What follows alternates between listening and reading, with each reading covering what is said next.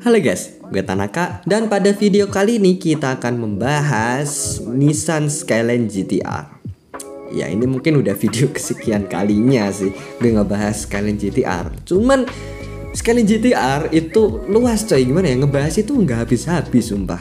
Dan jujur aja gue nggak bosen sih coy, karena ini tuh mobil impian gue dari kecil sampai gede sekarang pun ya. Walaupun nanti tua juga entah kebeli atau enggaknya ya, seenggaknya ya bermimpi dulu lah coy. Nah, ngomongin mobil legendaris dari Jepang gitu ya kan, yang jadi impian banyak petrolhead, para enggak apa sih. Ya intinya suka sama GDM gitu ya kan, ya apalagi kalau bukan si Godzilla dari Jepang, Nissan Skyline dan GT-R. Nah, dari sini kan kalian bingung gitu ya kan, loh kenapa dipisah gitu ya kan bang? Oke, buat kalian yang masih bingung apa bedanya Skyline dan GT-R atau kenapa kok sering dibilang satu mobil, tenang aja coy. Di sini kita bakal kupas tuntas sejarah dan perbedaannya. Mulai dari si Hakosuka yang legendaris, R32 yang dijuluki Godzilla, sampai R35 yang udah jadi mobil supercar tersendiri. Oke, kita mundur ke tahun 1957 coy. Jepang lagi bangkit dari kehancuran masa Perang Dunia II. Otomotif di sana itu ya masih banyak yang kecil-kecil dan fungsional. Nah, muncullah Prince Motor Company, bikin mobil bernama Skyline ALSI Strip 1. Ya, kayak gini. Bentuknya ya sedan 4 pintu, elegan, yang cocok buat eksekutif atau para pejabat kayak gitulah ya. Mesinnya 1500 cc, inline 4. Tenaganya standar banget coy. Ya mau mengharap apa gitu ya kan, di zaman itu mau kenceng-kenceng juga ngapain gitu ya kan. Nah, tapi titik baliknya itu muncul tahun 1964. Prince ini masukin Skyline versi balap ke Japanese Grand Prix. Ya banyak yang bilang kalau ini tuh Hakosuka, padahal belum coy. Ini tuh masih di atas nama Prince Skyline, bukan Nissan Skyline gitu ya kan. Lawannya Porsche 904 GTS. Ya mobil yang gimana ya, mobil balap Eropa yang jauh lebih mahal, lebih canggih gitu ya kan. Ya walaupun kalah telak coy si Skyline, tapi ya seenggaknya Skyline sempat nyalip Porsche lah di lap awal. Ya kayak gitulah. Itu yang bikin publik Jepang itu heboh. Warlock Jepang itu bilang Sugoi Jimoto no kuruma mo hayai, yang artinya Edun, kenceng juga mobil lokal kita. Mobil lokal kita gimana coy Indonesia?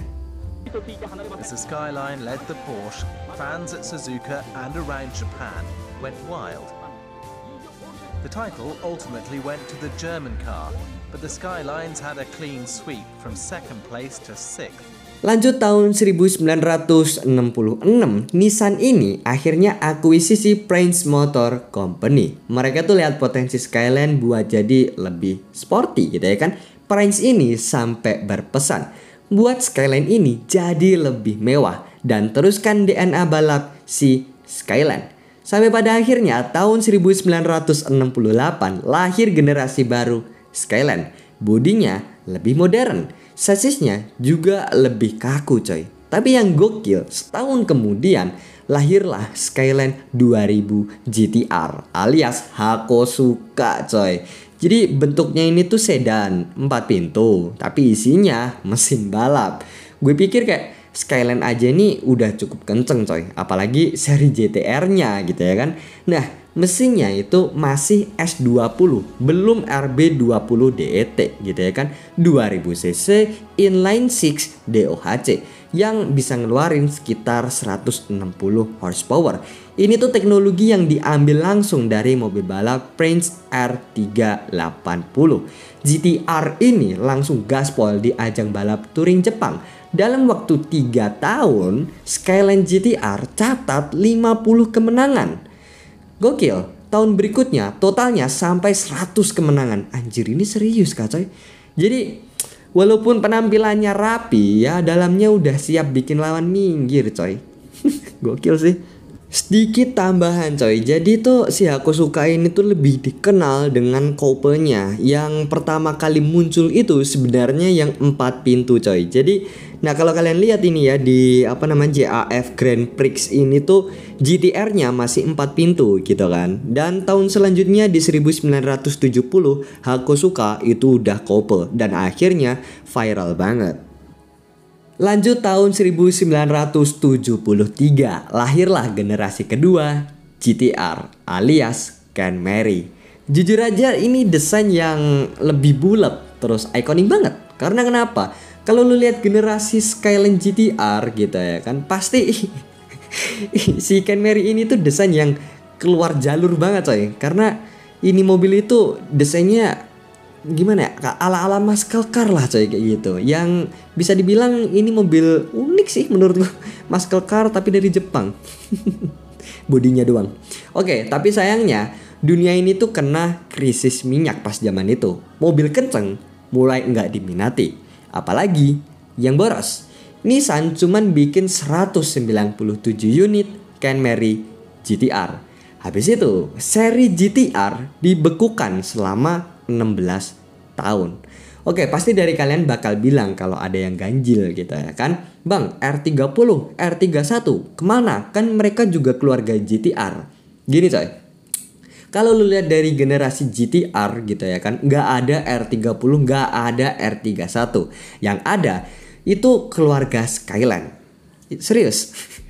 Jadi nama GTR itu hilang. Terus nama Skyline itu masih lanjut coy. Tapi fokusnya jadi sedan biasa. Lebih ke mobil keluarga dan eksekutif. Skyline ini melanjutkan pergerakan ke arah gaya yang lebih bersudut. Dan tiba pada tahun 1981. Selain varian coupe, sedan, dan wagon, terus hatchback 5 pintu juga bergabung pada jajaran generasi ini. Performa kendaraan ini tuh mengalami peningkatan besar di bagian atas kisaran dengan diperkenalkannya 2000 Turbo RS atau R30. Dia menggunakan mesin 4 silinder 2000 cc turbo yang menghasilkan tenaga 187 horsepower. Pada zaman itu ya model ini menjadi Skyline yang legal lah buat di jalan raya, yang paling kuat yang pernah ada. Terus versi intercoolernya dapat output yang jauh lebih tinggi, jadi 202 horsepower. Sampai tiba pada tahun 1985, Nissan Skyline GTS R atau R31 ini mengembangkan tampilan model sebelumnya. Dan pembeli bisa mendapatkan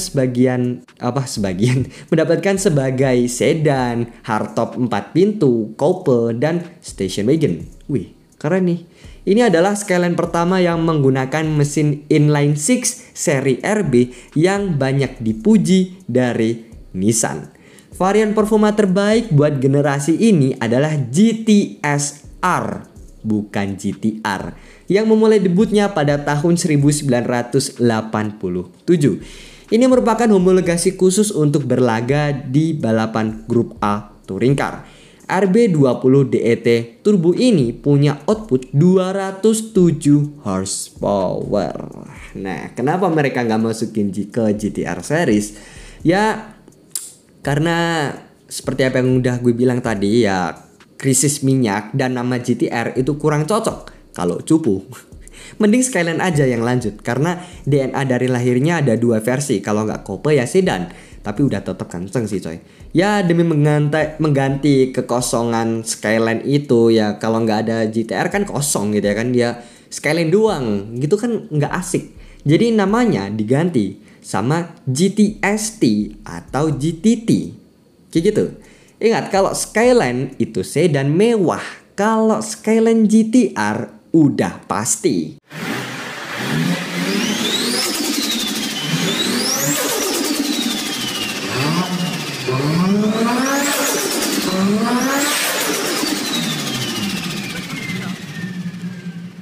Loh bang, emang sekarang masih ada Skyline bang? Jelas ada dong, cuman lebih terkenal lewat sepupunya kayak Infiniti G35, G37, dan Hi50.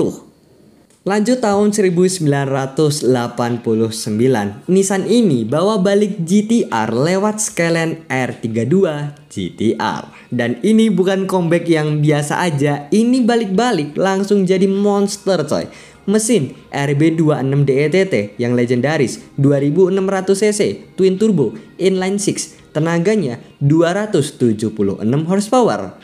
Di atas brosur aslinya banyak yang bilang 280, 290, 300 horsepower. Tapi yang asli kayak gimana gue juga kurang tahu sih. Ya kayak gitulah. Nah kalau GT-R-nya udah tentu dapat sistem all-wheel drive Atesa ETS. Dan versi Skyline-nya dapat rear wheel steering HICAS yang tulisannya kayak gitu. Bikin handlingnya gokil. Di All Japan Touring Car Championship, R32 juara terus selama 4 tahun berturut-turut. Di Australia Touring Car Championship, mobil ini ngalahin mobil lokal sampai media Australia julukin dia Godzilla. Yang sebenarnya mobil R32 di-ban coy di Australia Touring Car Championship. Tahun 1995 lahir R33. GT-R lebih gede, lebih stabil lah di kecepatan tinggi, plus punya rekor di Nürburgring. Lahir tahun 1999 lahir R34. GT-R lebih kompak dari R33. Teknologi makin canggih, panel multifunction display punya, dan terkenal banget karena muncul di film Fast and Furious. Oke, pasti kalian tahu lah kan si R34 R33 ini gitu ya kan. Ini masa keemasan Skyline GT-R, semua anak 90-an pasti tahu lah ya.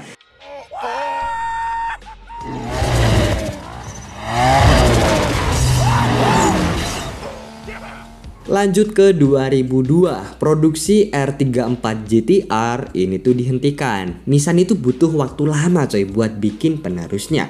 Tahun 2007 muncullah GT-R R35, tapi nggak ada nama Skyline lagi di belakangnya. Kenapa? Karena Nissan mau GT-R itu jadi supercar global, bukan lagi sedan sporty berbasis Skyline.